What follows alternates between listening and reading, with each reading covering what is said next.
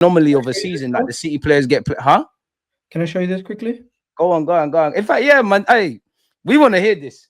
So you I know need to Philo, see. right? I want to believe it, girl, man. You need to sell Have this you heard to of me, the this? football Club experts and Elo.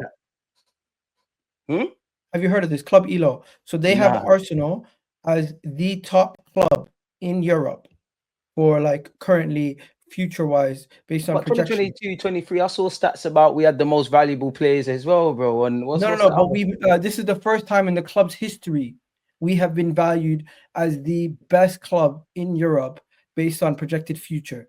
They have us 4 points ahead of Liverpool based on this evaluation. They have us ahead of Inter. They even have us ahead of the likes of Real Madrid.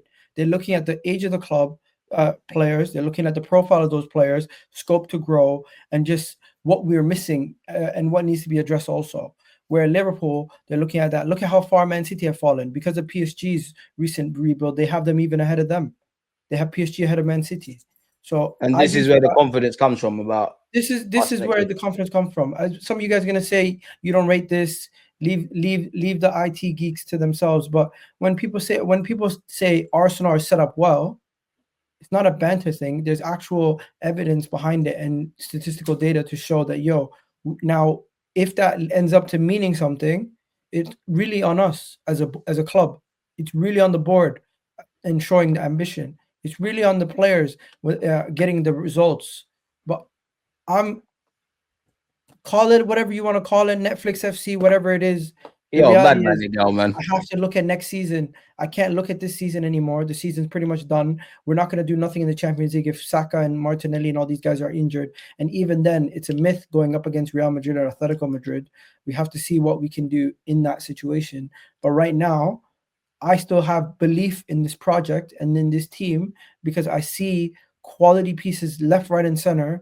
And similar to how Liverpool last season were in a situation where they fell off, we could be the team next season and go on and win it. Now, if we don't do that, then we can have a serious conversation about. All right. Then I'll go on. But all right. So if me and you are this time next year, we are saying the same things, and we've added a striker and all of that, or we haven't. We're just here. We're second. At that point, Arteta has nothing to hide behind. Fair enough.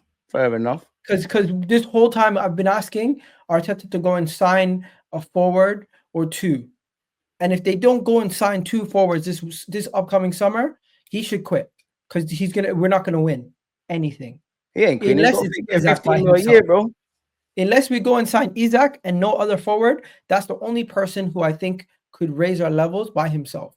Because Alexander Isak is in a world of his own. He is the best striker in the Premier League, and he's up there with the Lewandowskis, the Erling Haalands, and the Harry Kanes right now. And I think out of anybody you could sign in the world, Alexander Isak is probably the crown jewel of all strikers that could be. If we don't get him, isn't it? I'm not saying you say this, but if we don't get Isak, is there an excuse not to sign anyone? Because there is that rhetoric about there's no players about and all of that kind of stuff. Go get Sesko, go get Nico Williams, go invest in the midfield and get me 2 midfielders. Because if you're gonna get Isco, I kind of understand you saying, you know what, we spent 150 on him. I don't think I can get you four players in key areas. But if we don't get Isco, Isak, and we end up getting Sesko, you better still go get Nico Williams. You better still go get Zubimendi. You better still go get another midfielder of quality, because with Thomas Partey and Jorginho leaving, we're gonna need bodies. And I don't want to hear about this stuff where we don't need bodies. You're gonna need bodies in the midfield. I don't know if Miles Lewis-Skelly is the plan to be played in the midfield going forward, but even then, I want to see proper planning put in place. And if we don't hear proper planning, at least give us some sort of thinking behind what you guys are thinking, because as fans, we have an idea of what we want and how we need to get there. But as a club, we don't see a direct line and proof that you guys also see the same issues and you guys want to address it. Look at Man City. They have issues in the defense. They go and sign 2 young players. They have issues in their forward line. They go and sign Marmoush. Their fans and the club seem to be headed in the same direction. Are we in a transition as well then, Miguel, man? Because I just thought of this. If we bring in Isak and we bring in a left winger and we bring in a centre mid and Partey and Jorginho leave, that's 3 players to the starting 11 surely that are going to have to adapt. Obviously, not everyone's going to leave, but you can make a case of several one of our players from Trossard to Kivior to Zini to Jorginho to Partey all departing. Could that not be us in the transition kind of thing as well? Liverpool lost Roberto Firmino and Mane. Were they in a transition or were they retooling? Retooling, I guess.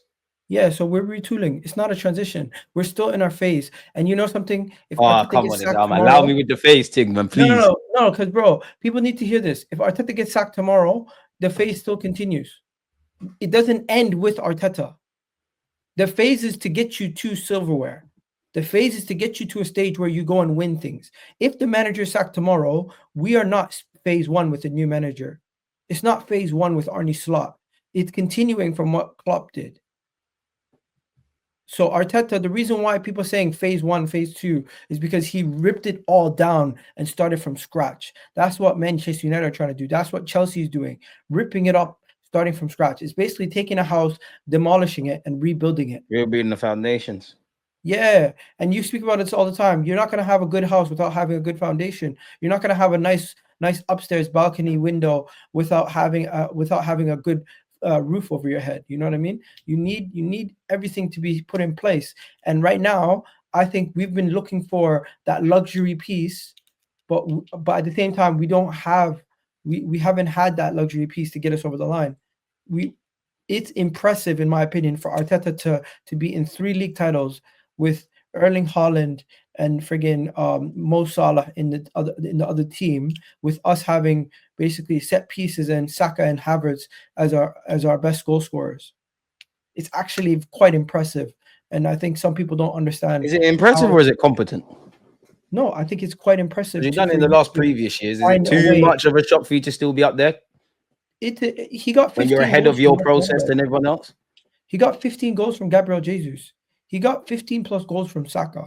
He's gotten 15 plus goals from Kai Havertz. He's gotten a lot of players to contribute to a high level. Those players are not going nowhere. If we go and still sign a striker and we go and sign another left winger, we are now going to have an abundance of goals, an abundance of problem solvers. This stuff about plan A, plan B, we're now going to add another plan. We're going to now have plan G if we with 2 new key pieces. And I have a lot of optimism. I still believe in the manager. I still believe in the. Where does the optimism come from, though? Like, where's the concrete evidence? Because some will say it's every predicted metric other than with what we see with our eyes. I'm just genuinely asking. Deluded. I look at the players that we have, and I say to myself, we have ourselves a really good team. We're missing key parts, which everyone points out. What makes you think if we don't go and sign those key parts, and even if they give us 60 to 70% of what we expected from them, that we're not going to go and get over the line? People complain about the squad not being complete. Now that we're almost at the stage where we just need to put the final bow on the tie, everyone's saying rip it all up, which is crazy to me. It's crazy to me that nobody sees it the same way as I do. What if they say this though? I think it makes me feel like, am I the crazy one or is everyone else? Because how is it that the whole football world sees Arsenal be so close and they say, you know what? Arsenal just need a forward. Arsenal just need a forward. Arsenal just need a forward. We go into the summer, we go and sign 2 forwards. People are going to then say, well, you're still not going to get over the line because I don't believe in this team. What? Make it make sense. What if it's not even that? What if we flip it? Yeah, because there are some fans, because I see them in the chat now and they've been there. What if they say, do you know what, Arteta, you've done a lot of good for us, you've done a lot of bad, whatever people have to say, went from back to back 8th, as you said, set pieces, top 6 record, defensive, all of that. We've got a base. We just don't think you're the one to get us over the line. So thank you for that. But our next one might be able to come in. As you said, we're still going to be continuing the phases, but just see something different and maybe have something different. What would you say to them? If we go and address the forward line and we still have the same offensive issues, at that point it's a managerial issue and it's not a personnel issue. At that point, Arteta we might have gone to our farthest that we've gone with Arteta. But I don't think at this moment in time it is a managerial issue. I think it's a personnel issue. Simple as that. So that's where the project with Arteta would end, when it gets to a point where I feel like he no longer can get us to where we need to go because the team is fundamentally better than the manager. I hear that. My last question for you, then, broski. Big up DJ and Egal. A question for Egal: does the projected future guarantee us trophies? I think not only does the age and the profile and the projected future, it should guarantee you trophies as long as you continue to improve. Now, if somebody else like Man City goes and they sign It's three a good world point on class screen as well. But midfielders, if Man City go and sign three world class midfielders and they go and their young centre backs develop to the level of Saliba and Gabriel, in a year's time they could clear us. If Chelsea go and spend another £1 billion, they could clear us. It depends on what other people around you don't do. forget, Newcastle ain't going anywhere. Newcastle's a problem It for depends everyone in the traditional top 100%. six. It depends what other people around you do, but you ultimately control your destiny. We currently find ourselves in a really good situation. A lot of teams would love to be in Arsenal situation, as you said earlier in the video. It's just what depends on us getting over the line is the level of ambition and the proper recruitment.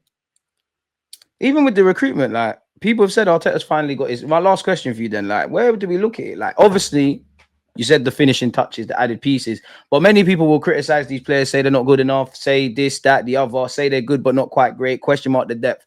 How far does it go that is on Mikel? Because the depth and the recruitment, these are all his players. If we're blaming Calafiori, it's surely on Arteta. If people got an issue over Mikel Merino, we hear Arteta was the driving force. Kai Havertz, even though we can't talk about him because he's not fit, that's on Mikel Arteta. Like, we can't always celebrate the W's and whisper the L's. No, Arteta gets held accountable for mistakes in the transfer window, but I don't hold him accountable for not signing a striker. That's fair. And I think the Because club, I feel like I'm not. he's asked for specific strikers, which they've said is not good enough.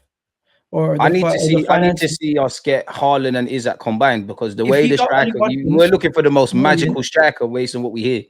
if he got Ollie Watkins for 60 million in the January window, would have Havertz and all these guys still gotten injured? Probably, like it's a ticking time bomb. But then as I said, it's like, it's gonna rain. You've got a jacket. You might not have the jacket on, but you can put it on. Yeah, they are. Because where you look at the minutes, and remember, man, you was here when Wenger was our manager. He used to talk about the red zone. These players in this day and age, they're playing way more games for club and country than they ever have been. I must admit, whether it's Arteta or the board, I think they've let the players down in terms of a welfare factor, because we've got more games with less players. And as you know, the one players that are going to be fit, you're going to run them into the ground, bros. It's like, it's jarring, man. It's jarring. And I'd say kind of what you're alluding to. Clearly, you're a lot more positive about this than me, yeah. But the jarring thing is, we're here. This is the league. This is where Liverpool are this year. This is where City were last year. We're here. We're banging on it. But you see, to make that jump, it's like that. There's so much fine margins for me that have to be arrested. And honestly, to God, bro, I think a lot of our issues are self-inflicted in a club. Big up Liverpool and what Arne Slot's doing. But I look at my club way before I can say Arne Slot's did this, that, and the other. The year before, City, no shame in losing to City, but we crumbled off our own back. The year before that, I'm sure City won the treble. Fair enough. First title challenge and all of that stuff. I look at the several games, and I know we all know you can't win them all.